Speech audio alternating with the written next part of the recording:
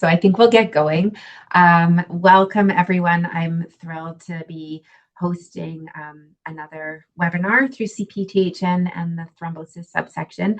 And a huge thanks to our presenters today, who I'll introduce now. So we have so first off, our title today is Thrombosis and Thromboprophylaxis in Pediatric Inflammatory Bowel Disease. Quite a hot topic in my opinion. So I'm really thrilled to be discussing this today. We have Dr. Soumitra Tole, who's a pediatric hematologist-oncologist at Children's Hospital London Health Science Centre and assistant professor at Western University. He serves as Pediatric Medical Director of the Bleeding Disorders and Hemoglobinopathy programs. His clinical and research interests include pediatric hemostasis and thrombosis, red cell disorders, and vascular anomalies, and he is currently vice chair of CPTHN, so no stranger to this group. Likewise, Dr. Christine Sabapathy is a pediatric hematologist-oncologist at the Montreal Children's Hospital and assistant professor at McGill University. Her work focuses on pediatric thrombosis and hemostasis, with active involvement in clinical research and national collaborations. She also serves as vice chair of CPTHN. I am no longer the vice chair. That's very old. Okay, I'm not sure where it came from, but that's okay. I'm ex-chair. How's that? I have to say I wondered about that, but I was like, oh, maybe we have to. At any rate, two close friends of the CPTHN actively involved and presenting to us today. So we'll leave some time for discussion at the end, but in the meantime, over to you both, and thanks very much. Thanks so much, Jess, for the kind introduction and the opportunity to present. So Christine and I are going to tag team this. I'll start and then she'll do the run-in. I'm just going to share the screen here. Can you see? You see presenter mode, I assume. Okay, let me switch this. Is that better? Okay, that's perfect. Perfect. Okay, so as Jess said, the title of the talk is Thromboprophylaxis in Inflammatory Bowel Disease. Our goals for this session include describing the incidence and risk factors of VTE in pediatric IBD, to discuss the safety of anticoagulation in this population, and then to review the most recent recommendations on the use of thromboprophylaxis and to develop an approach to thromboprophylaxis in this group. So here are our disclosures. They are not relevant to the IBD thrombosis group. So we thought we'd start with the case just to frame our discussion. So this is a 10-year-old girl with ulcerative colitis who's admitted with an acute flare. She was diagnosed about 6 months prior and has been on 5-ASA. There's a 3-week history now of recurrence of her abdominal pain and loose stools with some hematoschisia.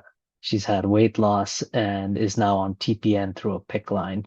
She's been started on methylprednisolone with a plan to transition to infliximab, and the friendly neighborhood hematologist gets called about what should we do for VT prophylaxis.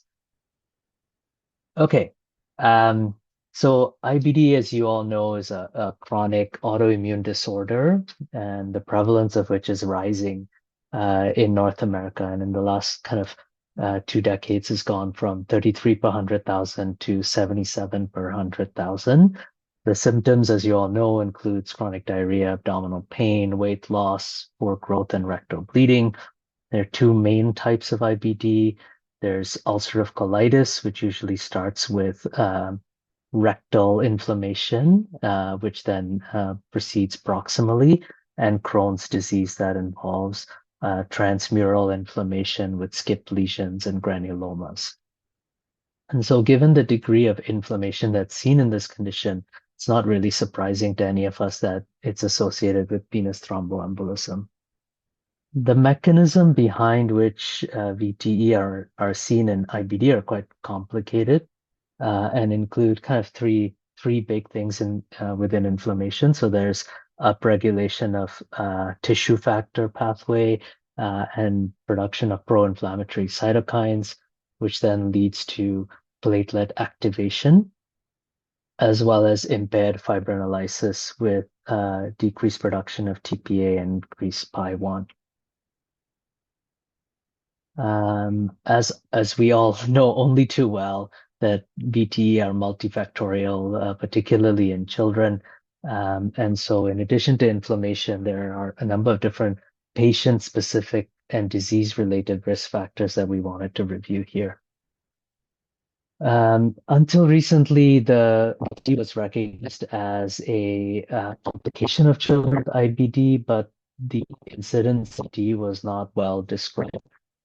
And so wanted to review 3 large studies that have been published over the last few years that really aim to answer this question. So the first is a Canadian study, actually, that was a population-based matched cohort that included 1,300 patients and 60,000 controls. The data was measured using a health administrative database over a 5-year period across provinces in Canada. The control group were age and sex of children who did not have IBD. Unfortunately, patient-level data were not available, and so very limited assessment of individualized VT risk factors was possible. And then all the DVT were coded together, so they couldn't really separate between extremity VT or pulmonary embolism or CSVT.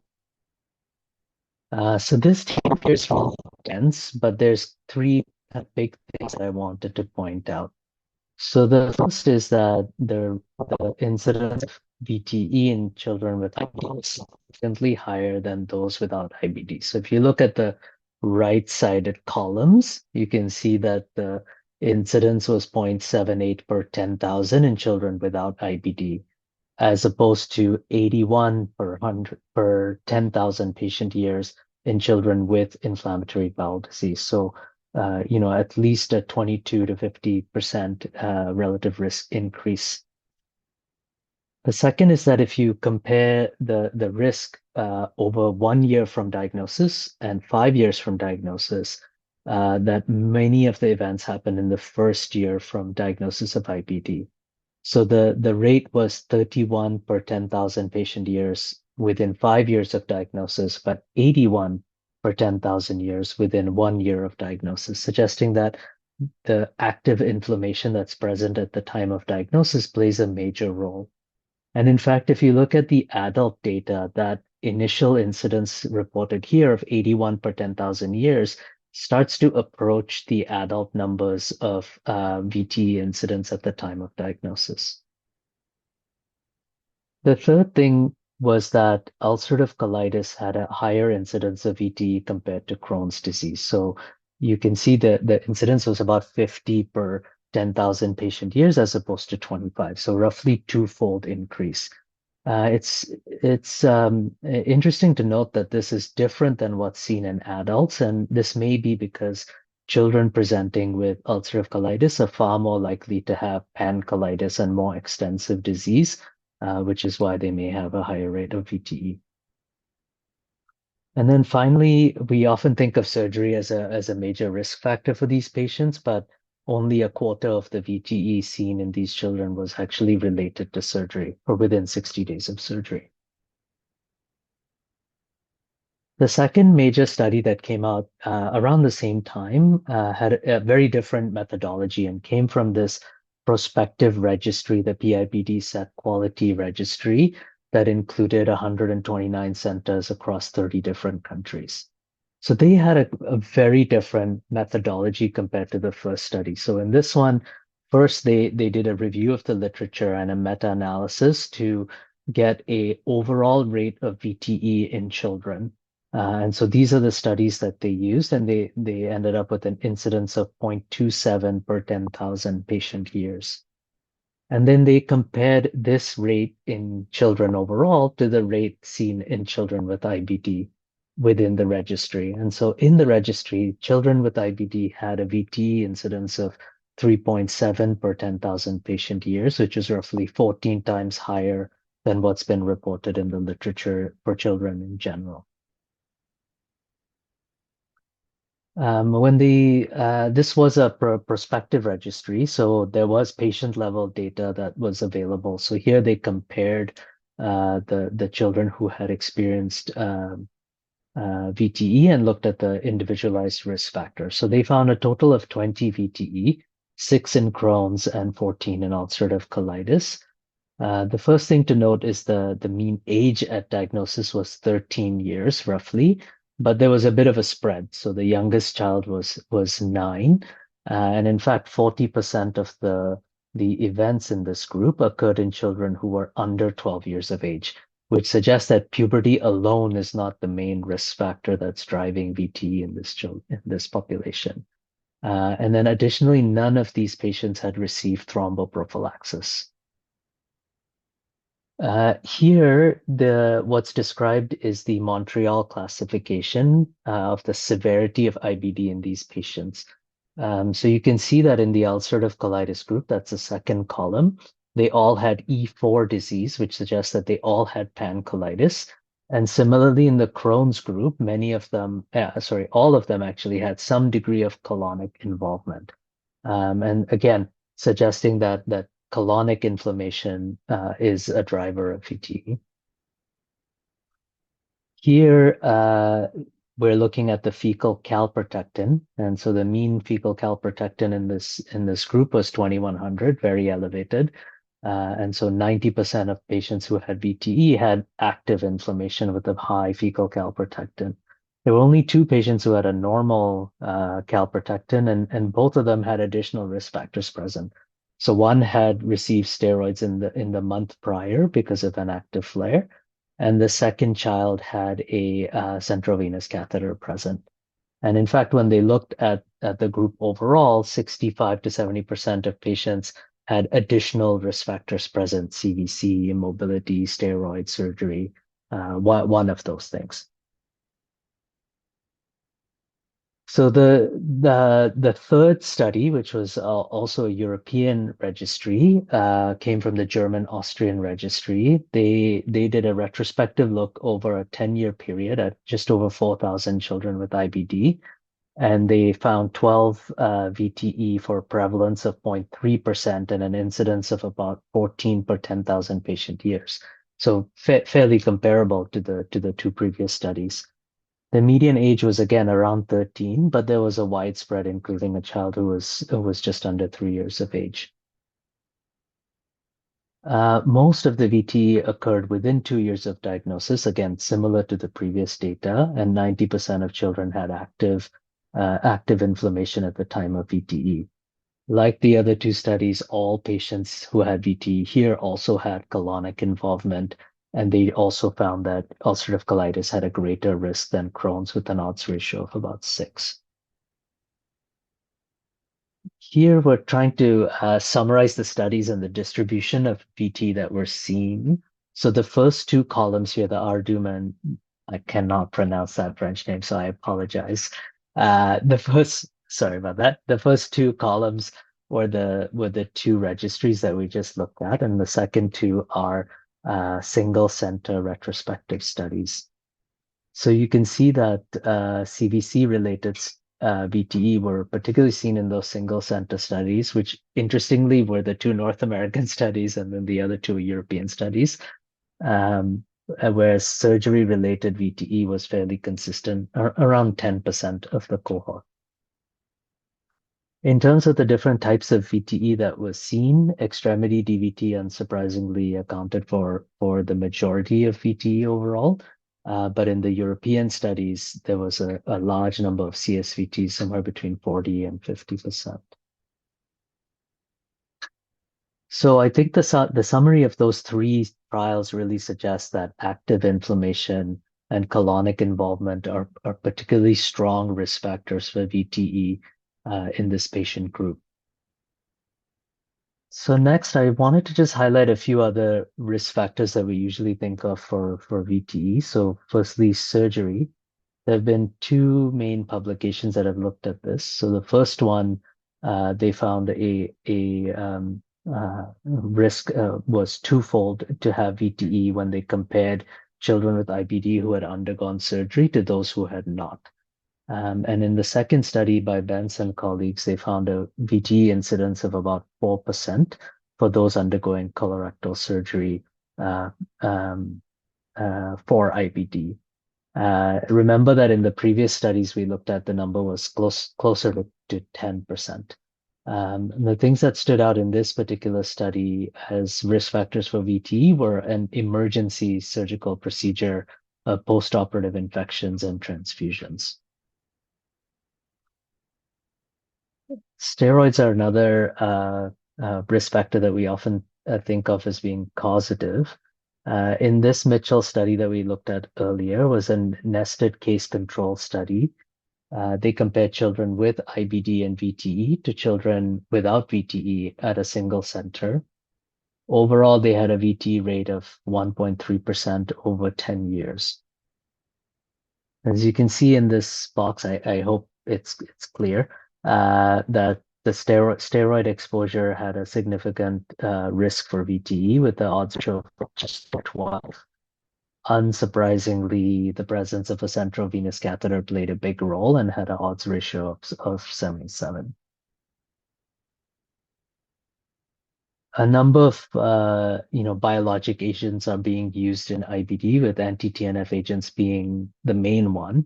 The data around their use and VTE risk is a little bit mixed. Admittedly, most of this data comes from adults.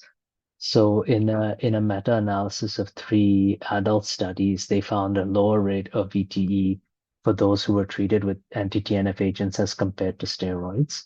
However, a second study that was observational found no difference between anti-TNF therapy and other immune-modifying agents. However, in that study, when they looked at younger patients under 45, they did get a signal to suggest that anti-TNF therapy may be protective against VTE in this group.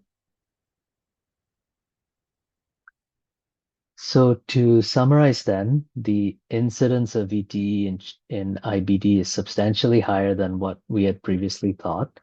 Most of the VTE occur during times of active inflammation, particularly during inpatient admissions, and ulcerative colitis carries a greater risk than Crohn's disease, as colonic involvement appears to be a key driver.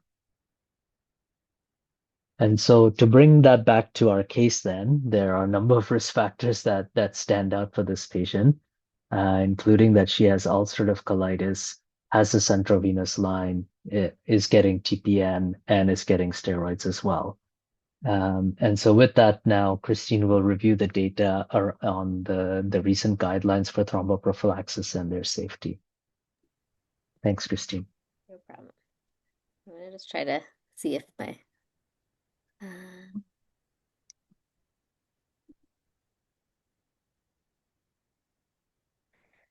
worked last time, Suma. Oh, it's I working. think it's working. Okay, sorry. Now I went too far. It's a little slow.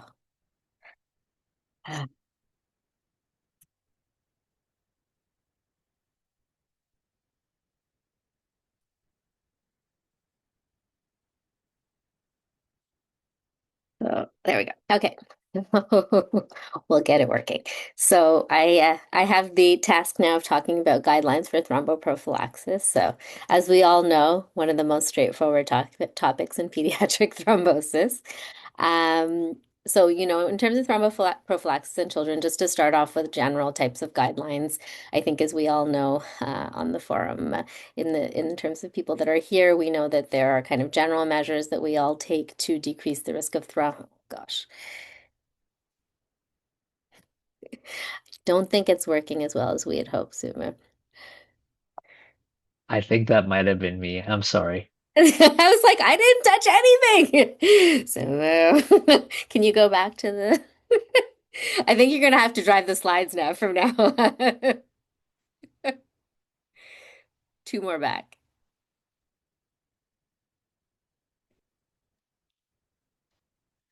One more.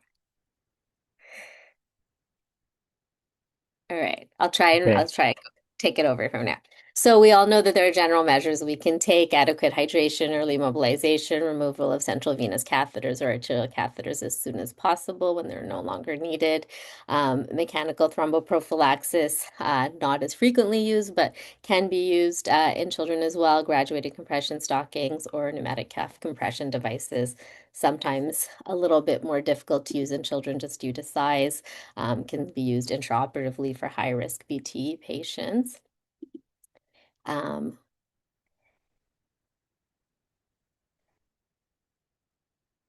there we go. Luckily, over the last couple of weeks, or shall I say week, we've had the publish finally of the long-awaited ASH ISTH 2026 guidelines for anticoagulant prophylaxis in pediatric patients at risk of venous thromboembolism. So these are more generalized guidelines that we'll go over briefly in terms of how they can address venous thromboprophylaxis in IBD patients in children.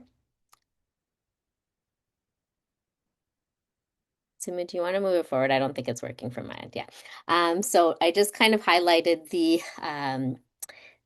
recommendations that pertain to this patient population. So given that we're mostly talking about inpatient hospitalized IBD patients, the current guidelines recommend that in hospitalized pediatric patients that they suggest no anticoagulant prophylaxis rather than anticoagulant prophylaxis. However, I think as many of us know, they did acknowledge that there may be certain pediatric patients that benefit, and included in this group of patients that may benefit are patients that are immobile, which is often the case if they're admitted and unwell, those with infections, which they may have concomitant infections. Concomitant C. diff infections are quite frequent in this population, as well as patients with inflammation, which clearly this is an inflammatory disorder. So they would possibly fall in, but don't clearly delineate that this patient population requires anticoagulation in the guidelines.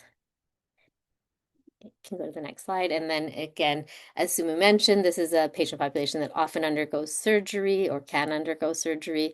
And the current 2026 guidelines for non-cardiac surgeries, they do not suggest anticoagulant thromboprophylaxis in these patient populations. But again, with caveats similar to the hospitalized population, that there may be some where there is an increased risk.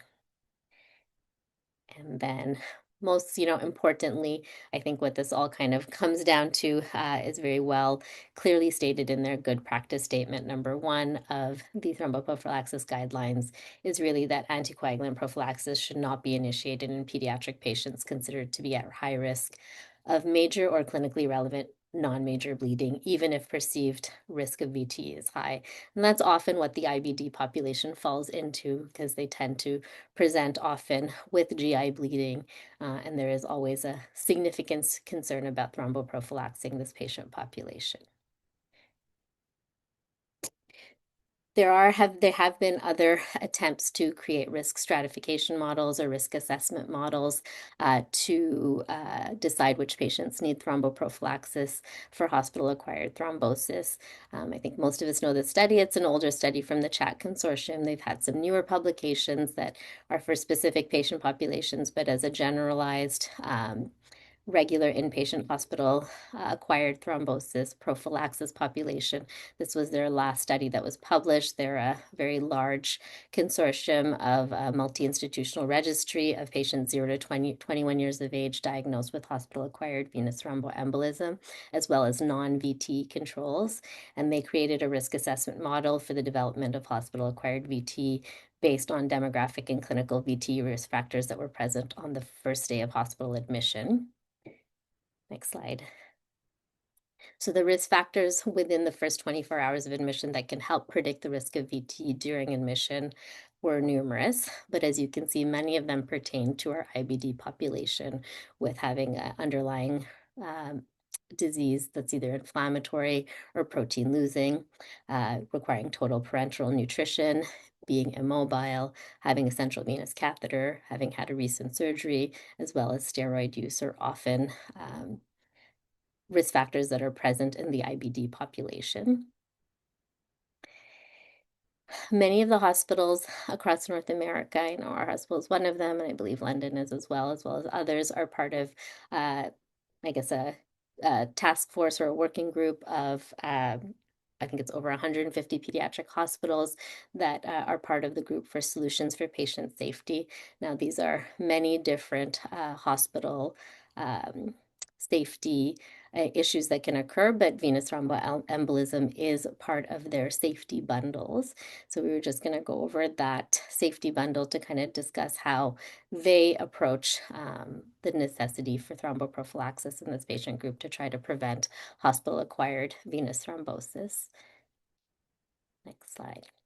So in terms of the Solutions for Patient Safety, non-catheter related venous thromboembolism prevention guide, they do not currently have their CVC related, VTE related prevention guide, but for the non-CVC VTE prevention guide, they suggest screening all patients over the age of 12 for VTE risk. And so for these are the risk factors that they suggest, very similar to many of the others that have been suggested either in the ASH guidelines or in the CHAT consortium, but mobility status, personal history of thrombosis or thrombophilia, critical illness, so being in the ICU, active cancer, malignancy, recent surgery, estrogen therapy.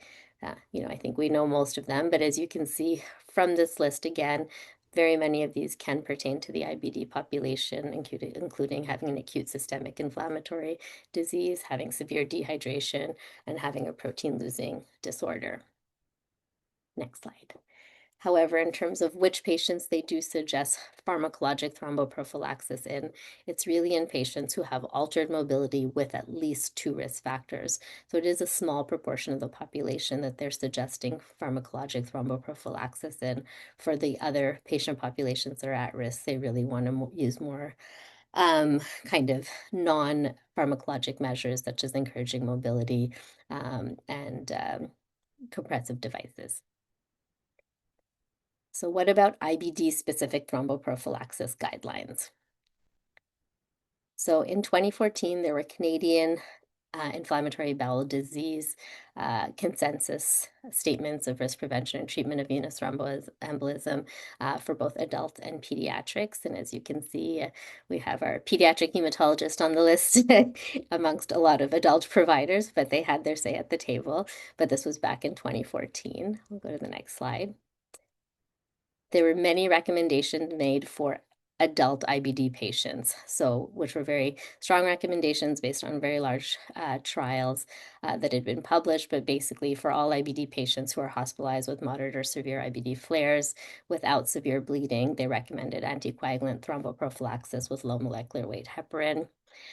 For hospitalized IBD patients with non-severe GI bleeding related to their disease, they still suggested anticoagulant thromboprophylaxis.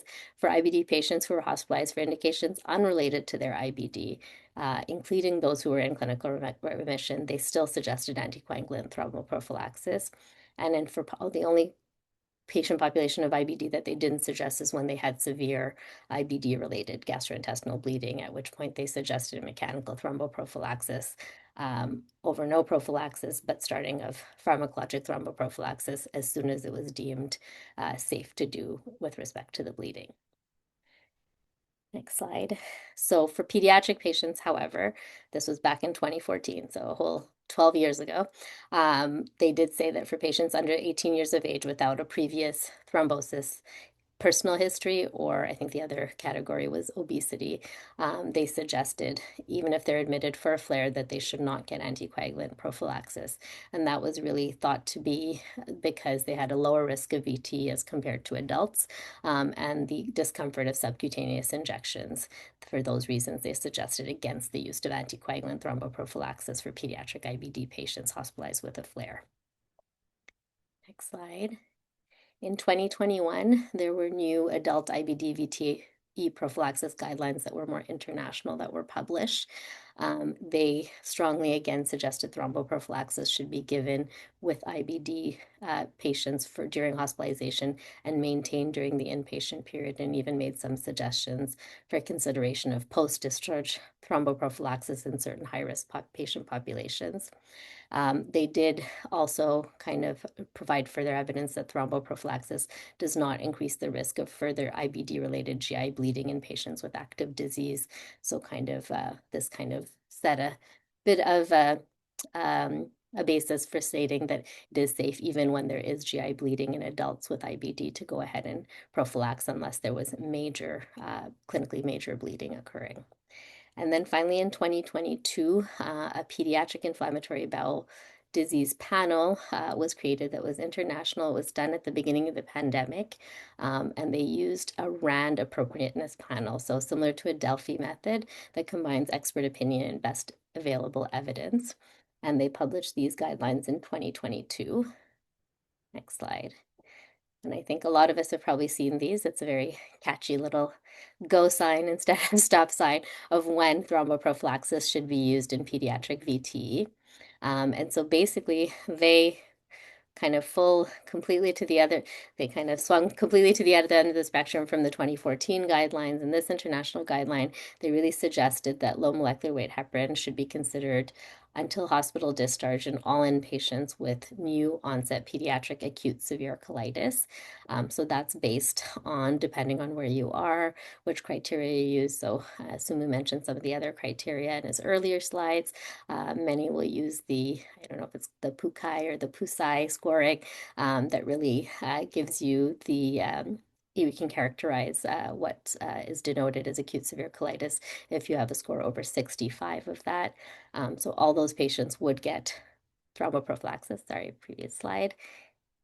And then in two categories of non-acute severe colitis, so all post-pubescent patients with ulcerative colitis that were admitted, or prepubescent ulcerative colitis patients with more than one risk factors, with the risk factors in the light blue box in the middle, would receive thromboprophylaxis. And lastly, all pediatric Crohn's patients with at least one risk factor would also receive thromboprophylaxis. And this is based a little bit on some of the studies that Suma talked about earlier, where the incidence of thrombosis was higher in the ulcerative colitis population, hence the more aggressive approach in UC patients than Crohn's. Crohn's only if they had one risk factor or more on top of their disease, were they considered for thromboprophylaxis during their admissions for disease exacerbations.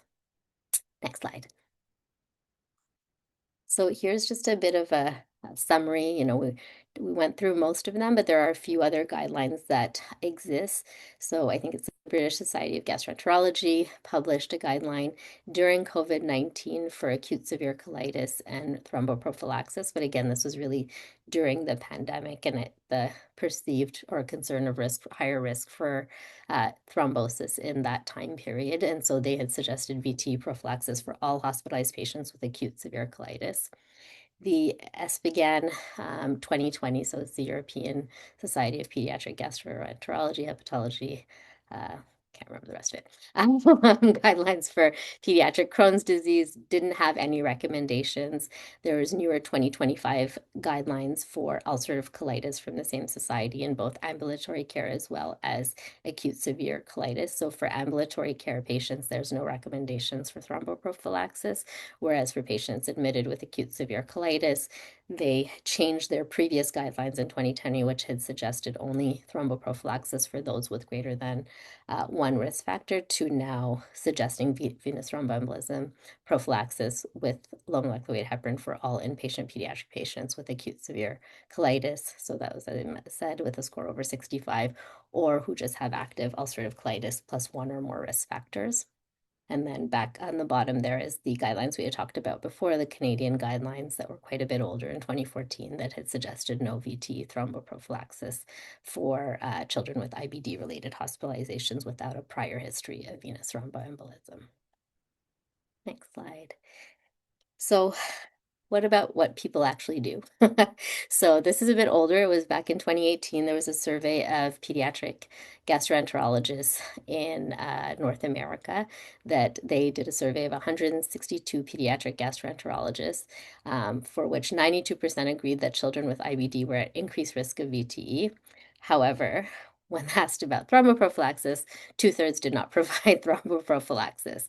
So most of his time, there was like you can see here in the table why they did not provide thromboprophylaxis. So there was often a risk for bleeding, was one of the major concerns. Not comfortable prescribing it was another major concern.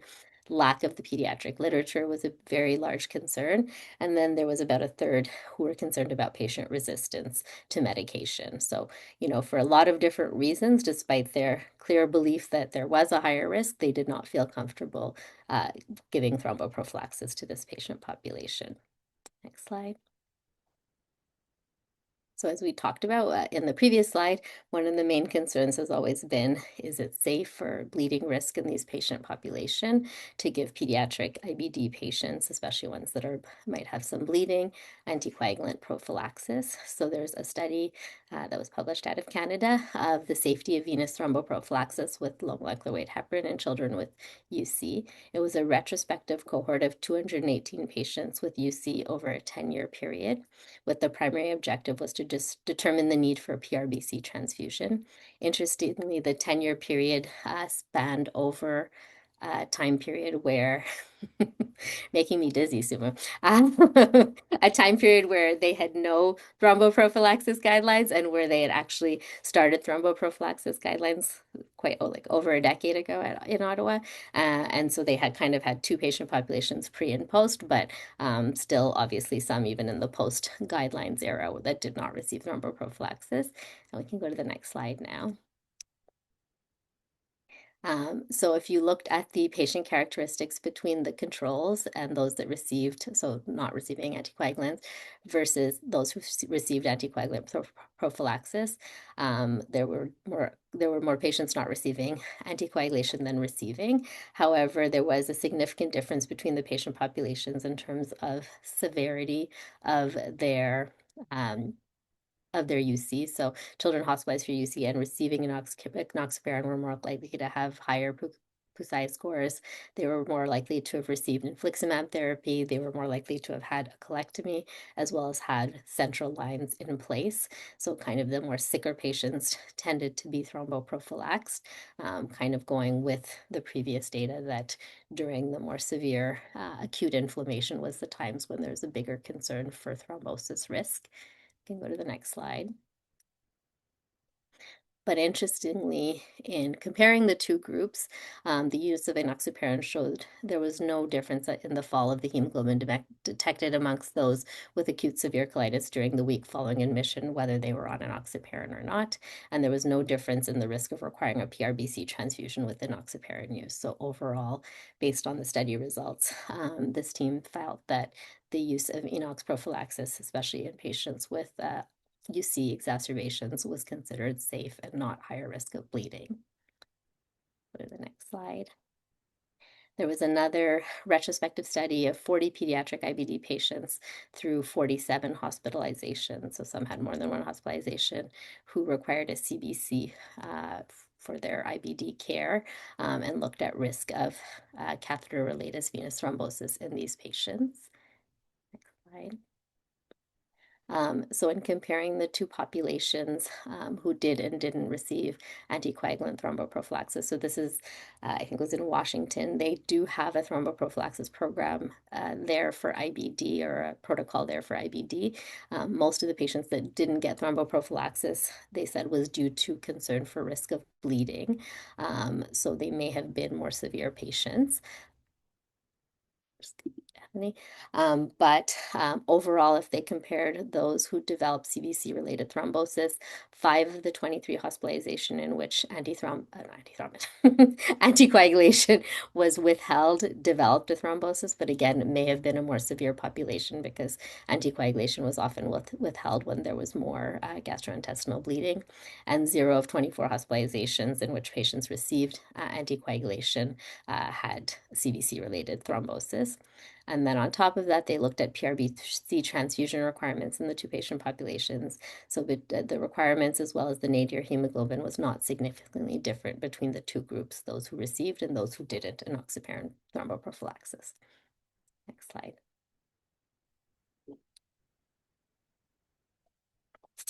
So as the question that I get every single time I'm thromboprophylaxing anyone in the hospital is, can we use DOACs? So what about the use of DOACs for prophylaxis in IBD? Well, just in terms of the use of DOACs themselves for thromboprophylaxis in inpatients, the adult ASH guidelines look at the combined analysis of 3 adult RCTs comparing DOACs to low molecular weight heparin for VT prevention in medical patients. And there was an increased risk of major bleeding with a relative risk of 1.7. And for that reason, even in adult guidelines in acutely ill hospitalized medical patients, the ASH guidelines panel recommends using low molecular weight heparin over DOACs as VT prophylaxis. Next slide.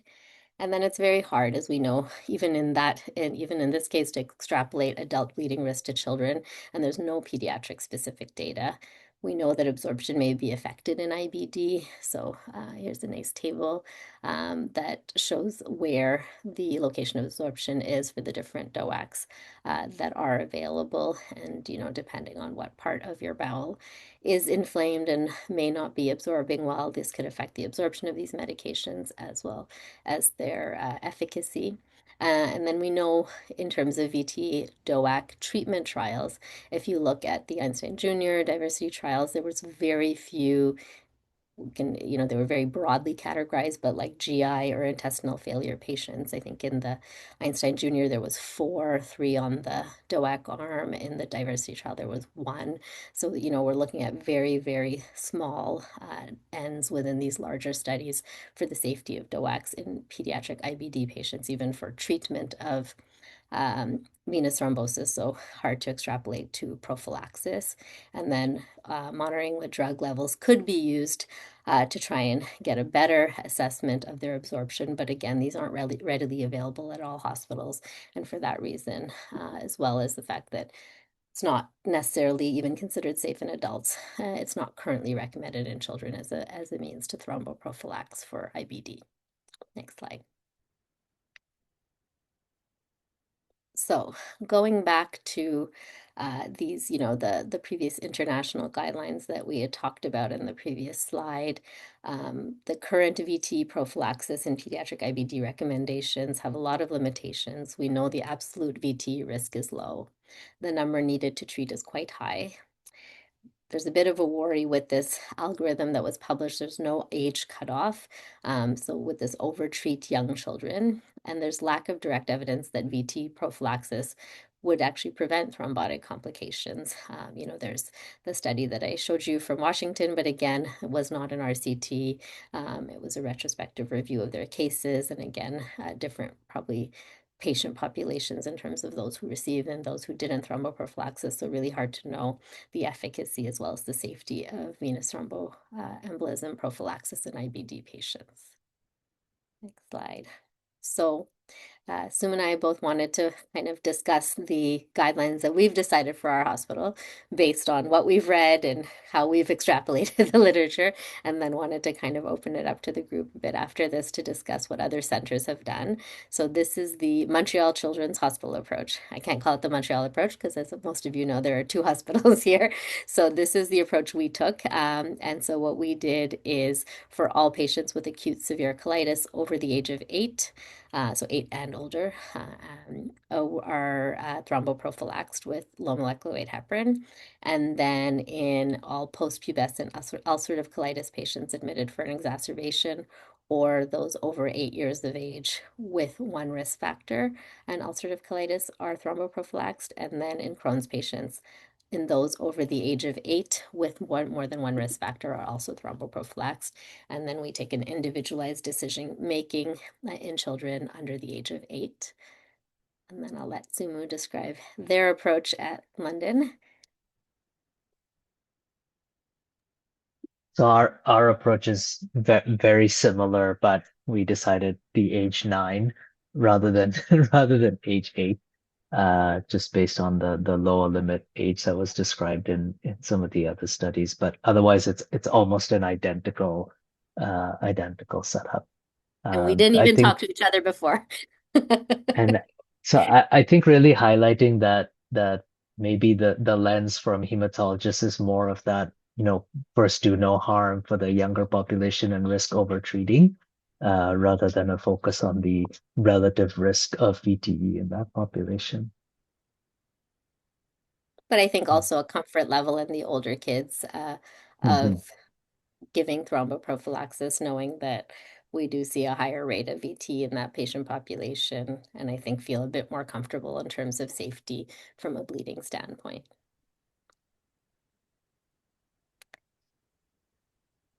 Do you want to do? Okay, I can go back. So going back Yeah, to the sure. case, so I think as we talked about, we had this 10-year-old girl with UC admitted for an acute flare, previously diagnosed in the last 6 months, who's on 5-ASA. She's got abdo pain, loose stools with small amounts of hematochezia.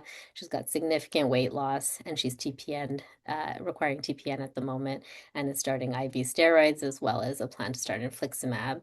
And so when we get called, we wanted to look at what would be our approach based on how we do things at our centers. So, in terms of our university guidelines, so from a standpoint of the Montreal Children's, sorry, I double put 8 years old. So she's over 8 years old, and even if she, she's over 8 years old, but not over 12.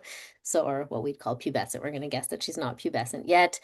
She doesn't necessarily fit the diagnosis of acute severe colitis, although we don't probably have all the details of how many stools per day, et cetera, to say for sure on that. And it's not a new presentation. She was diagnosed a few months ago, but she does have more than one risk factor, having both a central line as well as requiring TPN. And so at this children's hospital, at our hospital, she would get thromboprophylaxis.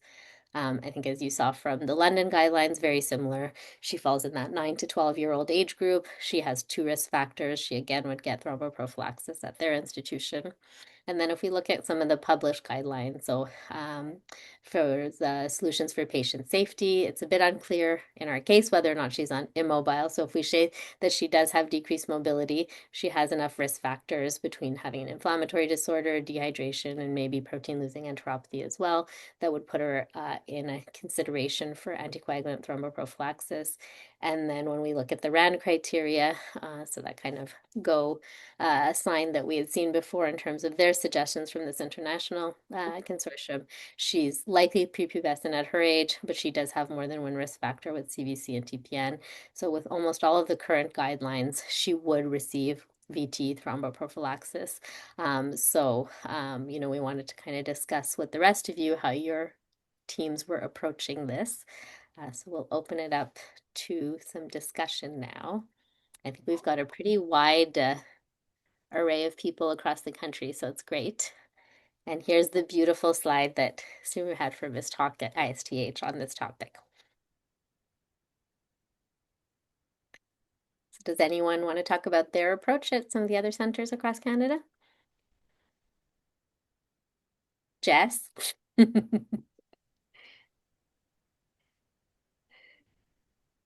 So this one's really tricky.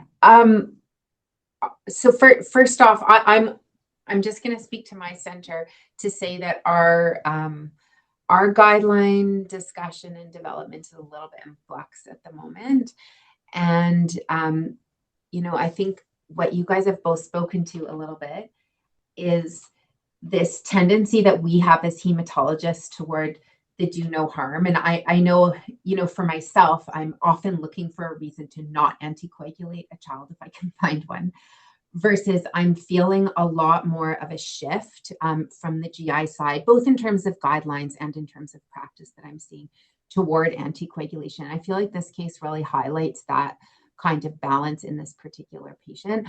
I do think on paper, what you have there is probably what most of us would say, which is, yes, indeed, this child ticks enough boxes.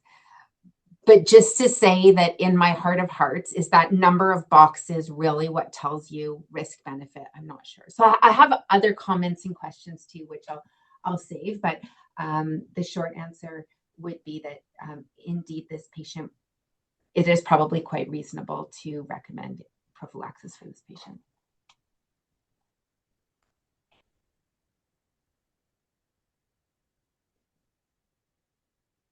We have a case by case from Laura Souza in the chat, and an agreed from Kitan Kulkarni in the chat as well.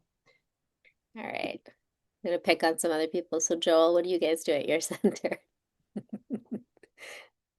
I would say we would do case by case as well. And I think one of the other challenges is once deciding to start, how long do you keep it going for? Is it as long as you're bedbound? Is it while you're on your high dose steroids? Is it until you're discharged? I think these are the debates. We typically would not continue beyond discharge. And sometimes people are in hospital for a bit of time. So sometimes they're clinically improved, but getting further teaching, et cetera, et cetera. So sometimes we stop prior to discharge. Yeah, so at our institution, we stop prior to discharge, but we have about a list this long of times that we'll hold it and stop it or reassess it. I don't know if there's anyone So else who has any thoughts on this. It's we do Anthony. the same. Yeah. Go ahead, Anthony. Is Mahir there? He Yeah, I'm was at here. the beginning. I'm here. I'm here. I'm here. Go So, ahead. so I'm gonna ask Mahir to talk about the institution's perspective because I think I may actually be out of that institution perspective, and then Mahir is going to be the boss, so I'm gonna allow him to talk about that, and I'll fill in my Mahir's two already the cents. boss. He's the chair of CPTHN. Yeah, that's right. I think, in this case that you presented, there's sufficient risk factors to give thromboprophylaxis. And we recently had a meeting with GI colleagues, and as a group, we were much more on the conservative side compared to guidelines. So we have inched a little bit closer towards anticoagulation. But I feel like if you tweak this case where the kid doesn't have a central line, I feel like that would be then put things up in the air and warrant a real discussion whether some of us would give prophylaxis or not at all.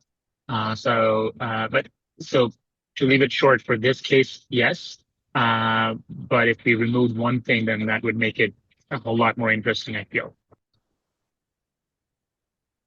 Can I just add to that or ask about that central line question? Because it's very clear that the central line is very important in terms of risk factors, but it's also a group that we have said, by and large, we don't overarchingly recommend prophylaxing for different reasons and separate data from this group. So I find it interesting that we put a lot of weight on it, and I can appreciate why, but at the same time in a group that we don't recommend prophylaxing more generally. So all of this for me is like quite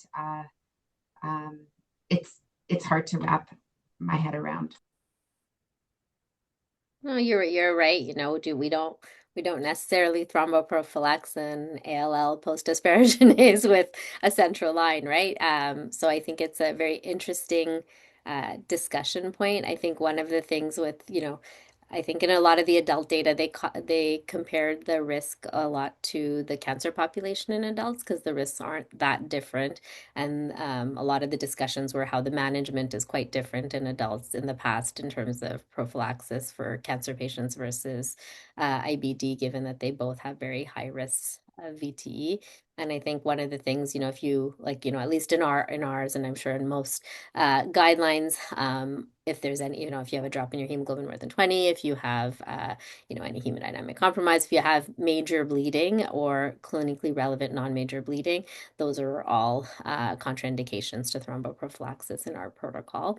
And so I think, that's maybe a slight difference between that and a cancer population where you have a much higher risk of bleeding, often given the concomitant cytopenias and other issues that you have to deal with, the often, holding for LPs. And there's a lot of other things that come in with cancer patients that don't with IBD patients that maybe make it, I don't want to say safer, but maybe a bit safer, right, than in other high-risk populations. And again, that's where the balance, even with high VT risk, but high bleed risk, you have to balance it out. And I think there is quite a bit more data recently, both in pediatrics and adult, although they're obviously small studies in pediatrics that show safety of anticoagulant thromboprophylaxis in IBD. And I guess that's what leaned us a bit more towards having a more institutional guideline. I don't know, Sumo, if you have anything else to add. Yeah, no, I agree with everything that you guys have brought up. I find that the part that I particularly struggle with is that the relative risk is impressive, right? 50-fold, 70-fold, 80-fold. but the absolute risk is really small still. And I find I have the same struggles that Jess and Mihir have described in terms of our discussion with the GI colleagues, that they're much more gung-ho to anticoagulate because they're looking at the relative risk number. But the absolute risk is still really low, and the number needed to treat is really high. And so I really struggle with the prepubescent age group. I think for the pubertal ones, we can all be convinced as long as they have at least one other risk factor. It's Anthony. So I think all I'm thinking is probably has been discussed. But if they come back to that case with just what is being put in there, if it is the decision just for me to decide, I probably would not do the thromboprophylaxis the way that we are doing it. Although I kind of preface it if it is just up to me. But in a situation like this, when the data is really not that clear, I think that has to be discussed with the family because of the uncertainty. And I would like to see the approach. In fact, when we had the meeting with our local GI folks, they more or less say, hey, Anthony, everyone else is doing thromboprophylaxis. We have no leg to stand on if we don't do thromboprophylaxis. Something like that, okay? But I say because of the guidelines, but I would come back and say, does the data really justify the recommendations? Because yeah, you can recommend it based on the data, but it's also basing on how we're going to interpret the data, and then in view of the uncertainty. And a couple of things that comes up, yeah. So say, for example, do we even have a dose that we know that it's going to be efficacious? It is safe. Well, you're going to give some water, it is safe, okay? And then if it is retrospective and the absolute risk is actually so low, then it depends philosophically whether you would do a therapeutic nihilist approach until you actually get the data, because you're not certain. And then I'll use this scenario to illustrate what I mean by therapeutic nihilist, because that is a real discussions happened about 15 years ago, before the antidote for the DOAX is being studied and available. And this discussions is with the adult thrombo people and people from transfusion medicine, because at that time they say DOAC with severe bleeding, then you should use, I think back then was maybe even fiber or PCC. But one of the transfusion medicines people, well, one person said, well, if you know the patient is going to die, you got to do something, right? But on the other approaches, that is from the transfusion medicine, one of the major centers in the US. Say, hey, if you really knowing that the patient is going to die, no matter what you do, they're going to die anyway. But on the flip side is, you really do not know whether those reagents that we are going to use is in fact going to be, one, helpful, and second, maybe detrimental. So I think those examples really lead me to pause. I can only use what I know physiologically to guide me to this approach. At the present time, there's just not enough data to say one approach will fit all. But if I'm going to modify whatever your approach is, and I get it from Mihir presentation to the McMaster GI folks in terms of at what age that they can get a clot. And I guess their patient that is actually pre-pubertal still got a clot. And that's why we drop the age that low. But from my perspective, I think it goes back to SOMO.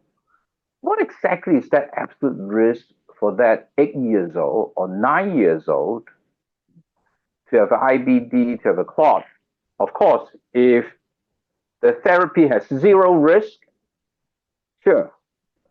but I'm going to quote McGill. I think McGill already handled 2 of the case. It was put on thromboprophylaxis and dropped the hemoglobin. Is that right, McGill? I don't want to misquote you. Yes. Yeah. So I think for that matter, I'm even more conservative. And then there is a individualized approach to give us the leeway. I'm not saying that I would never prophylax anyone with IBD. Probably a 16-year-old, I would actually kind of do whatever the adult is doing. But even the adult guidelines that was written by the CAG 15 years ago, they're not going to update it. And I'm hoping, and then maybe we can be a collective, be it to devise a couple of strategies, and then depends on the center, they can adopt whatever strategy is, and then eventually we can report it. Because the bigger goal is to do a house CT, but our GI colleagues say, well, Anthony, if everyone else is doing it, then you can't really do a house CT. I say, well, everyone, but it's really doing the thromboprophylaxis that is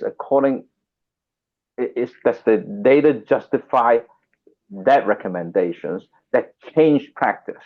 I think that is really a change of practice issue. I think that's worth our while to contemplate. Thank you. I think that summarizes extremely well, like some of the drawbacks of this tide that seems to be drawing us toward anticoagulation. I am mindful that it's 1 o'clock and our time is up. I'm gonna take the liberty of keeping this open to continue the discussion for those who are around.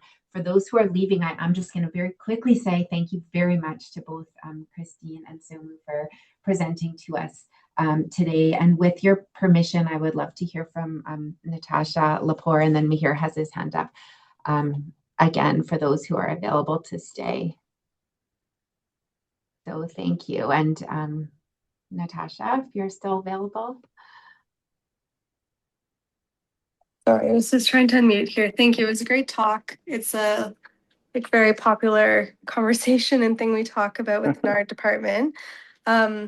My first question, I can speak to the other point in the chat, but my first question was just how you've found families and patients have responded to this, the centers that have implemented this process and kind of the screening process. Has that gone over well, or have parents been more hesitant or resistant?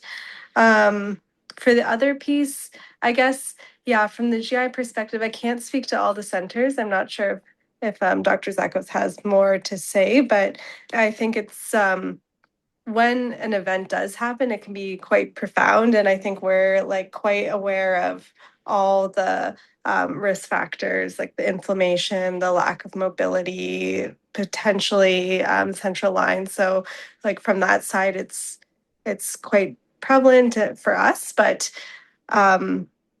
it's balancing that risk. And I think that's the part that gets tricky. So what are the true risks versus if we could help prevent some profound complication for our patients is where we kind of come from.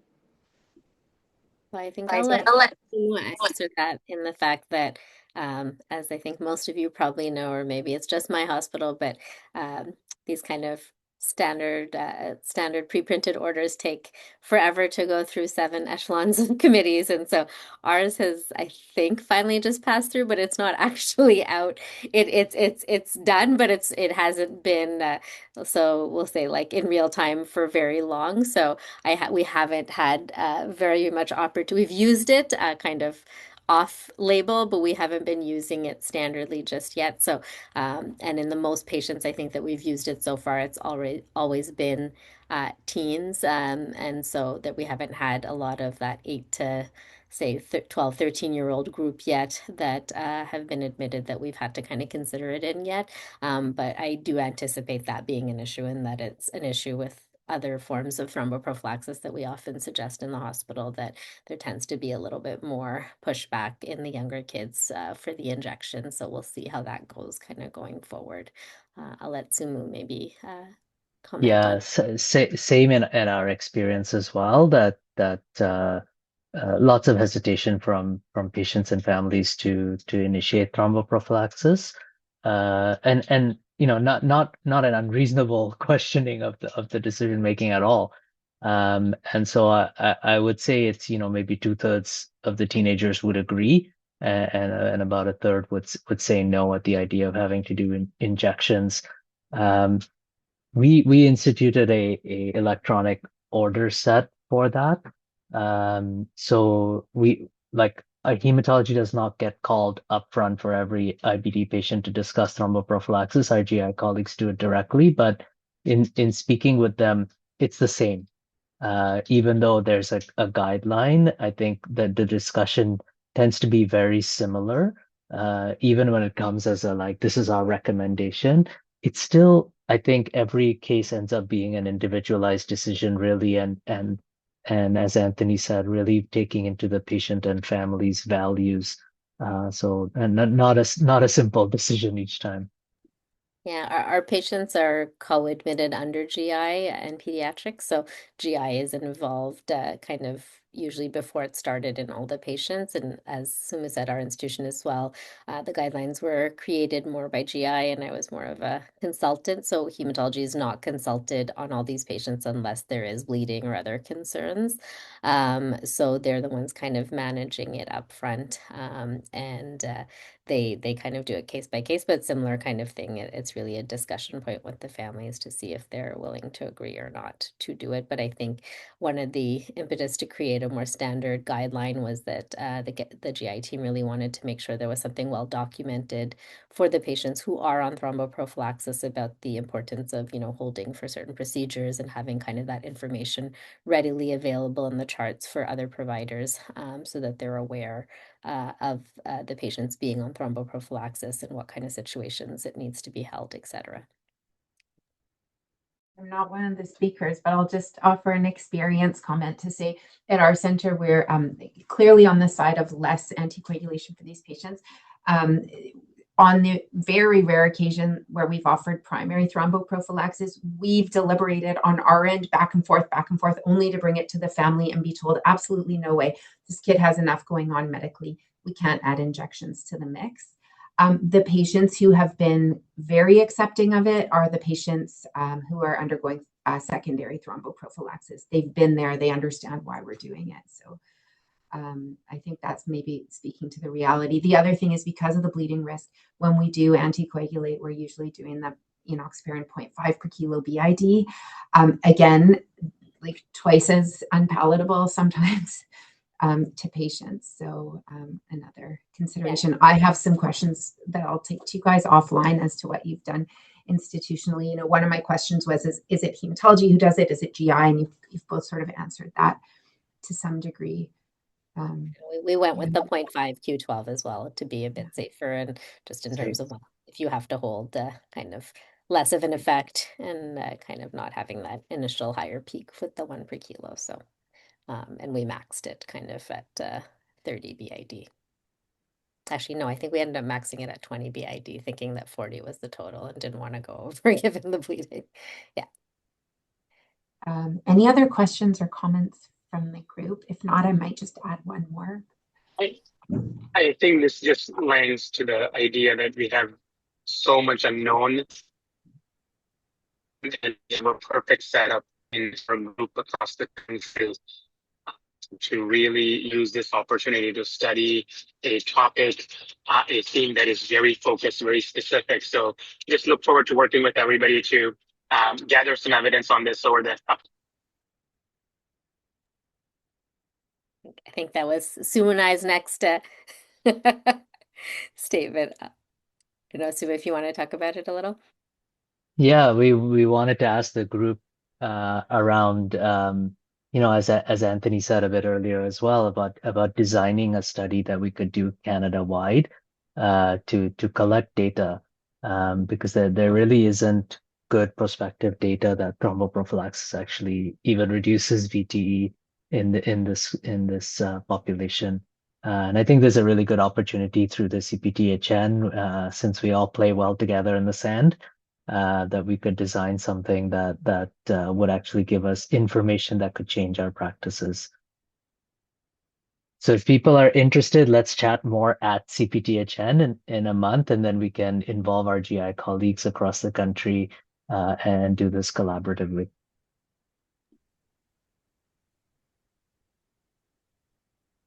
For sure interested.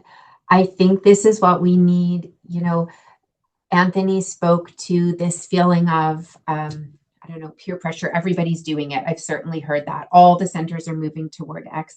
I think there's a real fear of, well, if something happens and we didn't anticoagulate and other places would have, we feel very exposed. And, you know, that is sometimes balanced.